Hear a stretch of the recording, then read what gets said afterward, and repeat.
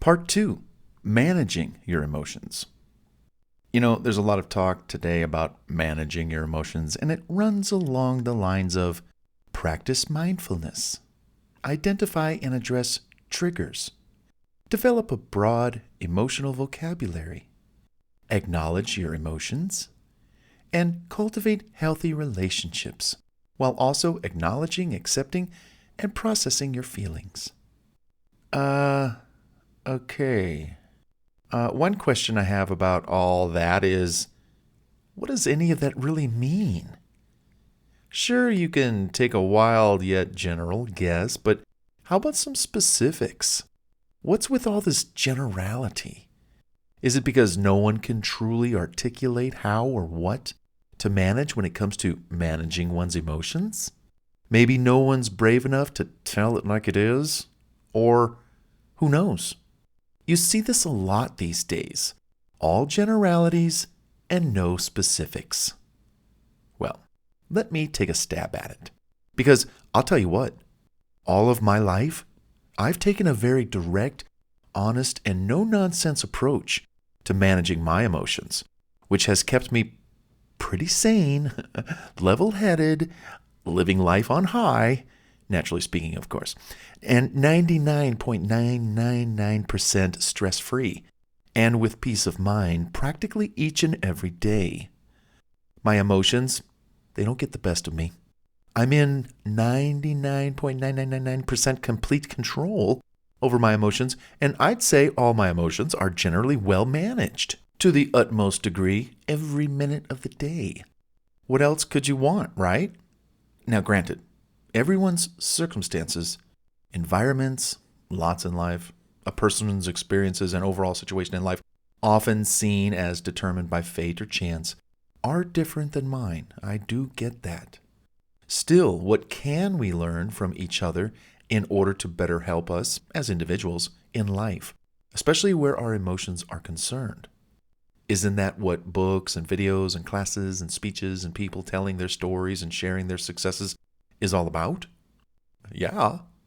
So, for what it's worth, I'm going to dive into how I manage my emotions, so you might be able to glean some ideas on how you too might better manage your own through some of the insightful tips, intelligent techniques, and eye-opening mental strategies that I'll share. How's that sound? Heaven knows no one likes to have runaway emotions or emotions that get the best of them, or emotions that get hurt, or whatever else you can think of where our emotions are concerned. But first, let's cover what's out there in general and in regards to managing one's emotions so we can compare and contrast the world's general advice on managing one's emotions and then mine. Fair enough? All right. So, what we're told when it comes to managing one's emotions. Generally speaking, when it comes to managing our emotions, here's what we're told to do, and for the most part, it's not bad. To me, it just seems a tad incomplete and void of any real structure or specifics that could really help me. But here we go. Okay, what we're told when it comes to managing one's emotions. Practice mindfulness. Okay? Mindfulness involves paying attention to the present moment without judgment, which can help you become more aware of your emotions and reactions. My response? Okay, not bad, but specifically, what might I be looking for?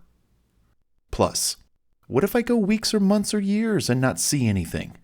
Will my observational skills grow weak and susceptible to surprises that pop up from time to time that, if not prepared for, my emotions could get the better of me? I need to know what to look out for, and not just in the present moment, but future moments that might occur as well. I want to be preventative. Practice mindfulness. Broaden your emotional vocabulary. Learning to identify and name a wide range of emotions can help you understand and regulate them more effectively. My response? Like what? Can you give me some examples? How do I learn how to identify these wide range of emotions, and then how do I regulate them more effectively? They tell us what to do, but not how to do it. See what I mean? Know your triggers. Recognizing the situations, people, or thoughts that tend to trigger strong emotional responses can help you prepare and manage them in advance. Okay, my response. This I like, to some degree. Sure, be aware of who, what, where, when, and why people do things to you, or you do things to yourself, that might upset you or trigger your emotions in a certain way, good or bad. All right, but what do we do to ourselves and others when these triggers happen? We're missing a game plan with rules and regulations where emotions are concerned. Accept your feelings. Allow yourself to experience a full range of emotions without judgment or self-criticism. My response? Maybe I don't want to experience certain emotions that I'm feeling because they're harmful to me and or others. Maybe those feelings I'm experiencing are a sign I need to get help or take care of something sooner than later. Sure, I'll accept them, but I want to do something about them. You know, feelings are a way of telling us what's right or wrong. Why should I embrace a feeling I'm having if in the long run it's not healthy for me? Embracing it, accepting it, okay, but I got to do something about it. Maybe I'd like to be able to prevent certain emotions from ever occurring at all. Maybe I'd like to know what an emotion is like by observing such experiences in other people. I can certainly learn a lot more about any type of emotion by studying, reading, and observing, and listening, videos of the experiences of 100 other people than through my own personal individual experience. Like, for example, what are the emotions like trying to get off heroin? I'd rather read about it than experience it. And it just makes you wiser, sharper, smarter, like, oh boy, I don't ever want to go through that. Now, multiply that by 10, 20, 100 different emotional instances that you're learning from other people, and it's like, whoa, I'm going to keep myself pretty clean. I don't want to go through that. Whoa. Managing stress. Engage in stress-reducing activities like deep breathing, meditation, exercise, yogurt, or spending time in nature. My response? Sure, many of those are fine, but how about taking preventative measures to avoid experiencing stress at all? Why do I have to have stress and then use those techniques to get rid of it if they do at all? Besides, those activities might help me with the stress, but why is it coming on in the first place? How about a long-run approach where stress gets minimized each and every day? Can't we take measures to foresee, prevent, and squash stress when it rears its ugly head? There are ways, which I'll be sharing upcoming. Process your feelings. Talking to a trusted friend, family member, or therapist can help you process your emotions and gain perspective. My response? Maybe. In some instances that might work. Sure. But consider discovering why you're experiencing certain emotions on your own, and then processing them on your own to get rid of them on your own. There's a lot to say about keeping your troubles to yourself and not burdening others with them or announcing to the world that you've got some kind of problem or you're running to therapists who are just paid to listen, but never offer up any kind of real advice as to how to get out of your rocky situation so you don't have certain emotions working against you. Talking to friends? Unless they're going through what you're going through and they truly are friends, they can't always be counted on. Family? It depends. Are you close to your family members, or are most of them crazy too? Can people in general really be trusted with your problems? Getting on meds and any other type of prescribed solution you lean on only sends you down the road of running away from the source of the problem. Drugs, meds, therapists, friends, and family. unless they can truly help you, and hey, I hope they can. They're only a crutch and aren't able to truly set you free. Every case is different for sure. But why not face your problems head on, locate the source of the problem, pounce on that source with all your might, with proven solutions others have found that worked for them, and you'll have performed a self-serve solution to your problem that you can apply to future issues whenever they come up again, which in life problems do come up again and again. Now, I'm not knocking those other resources to go to if you do need that kind of help. It's just that there is such a lack of personal responsibility and personal accountability and personal initiative these days with such matters that it just leaves you weaker and weaker until you're stuck in therapy for years, or addicted to the psych medications that they prescribed you for years, or all your friends and family now don't want anything to do with you because you exposed a problem which you could have worked on in silence until fixed, or partially so, and they never would have known. Again, not that one of these approaches, the world's approach or mine, are the be-all, end-all solutions to your problems. But I hope you get the drift. Apply a little more personal internal effort and initiative towards finding a resolution and not lean so much on external forces to help you. And I'll make this note. Getting started, maybe you'll reach out for some help to the outside world, but over time, gradually become more self-reliant, more self-serving in this area. I know for me, in fact, here's a statement. Who knows you best? You. You know you best. You go to somebody else, you got to explain your story, you got to talk about the history, oh my God, in that time of explaining and talking, and could you have just gone to the internet and done some research to find out what 50 other people did, or organizations that cater to something that might be affecting you right now? I know I would. I'd go read the stories of 20, 30, 50, 100 people, find out what happened. And then I'd say, oh, interesting. So what they did was they went to this organization, they got the specific help, and then bam, who knows of their solutions that they did. But the point is take on more personal responsibility, more personal accountability, and more personal initiative to get the job done. You know the old saying, if you want the job done right, do it yourself. So, apply a little more personal, internal effort and initiative towards finding a resolution and not lean so much on external forces to help you. They can't always be there. And they might cost you an arm and a leg. In the long run, granted, there are some types of problems and addictions that, yes, external treatments and rehab are extremely helpful. I get it.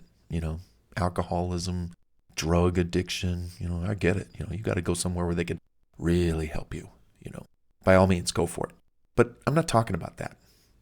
I'm talking about some of the everyday emotions and like issues that are more in our control of working on and fixing and solving if we'd only make the effort.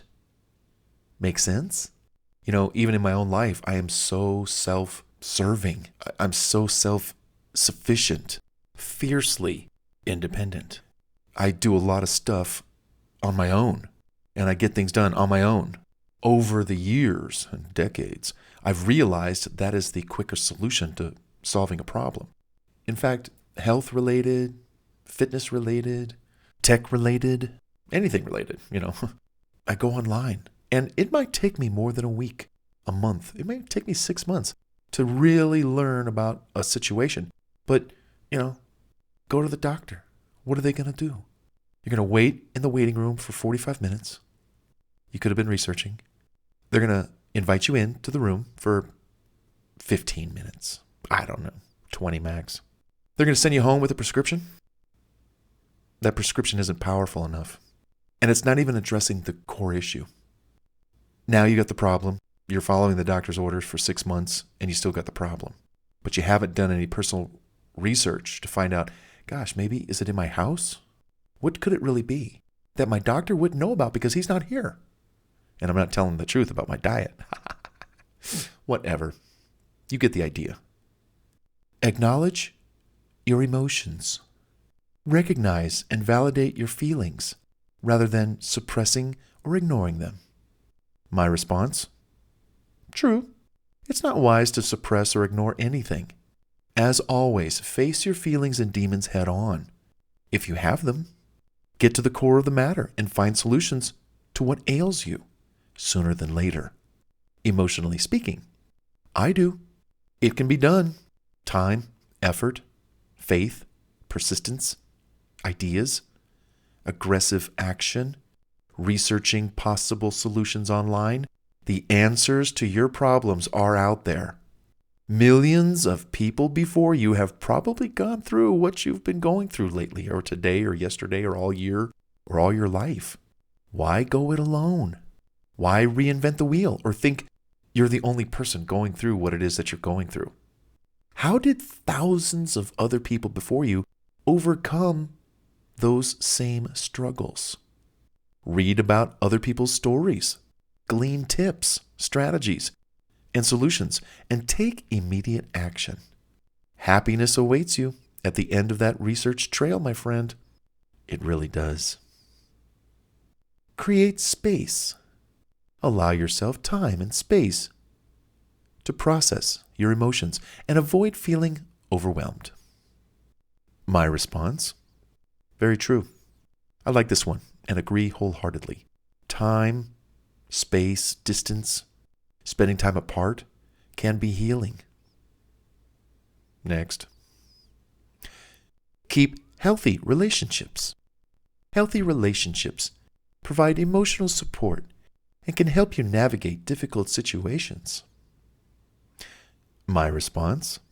True, but the problem is there are some people in our lives who bug us so much and we still don't get rid of them or tell them how they make us really feel. Well, not me. You see, I'm quick to tell people what I think. Either way, I have a saying, either way, I'm going to feel the pain.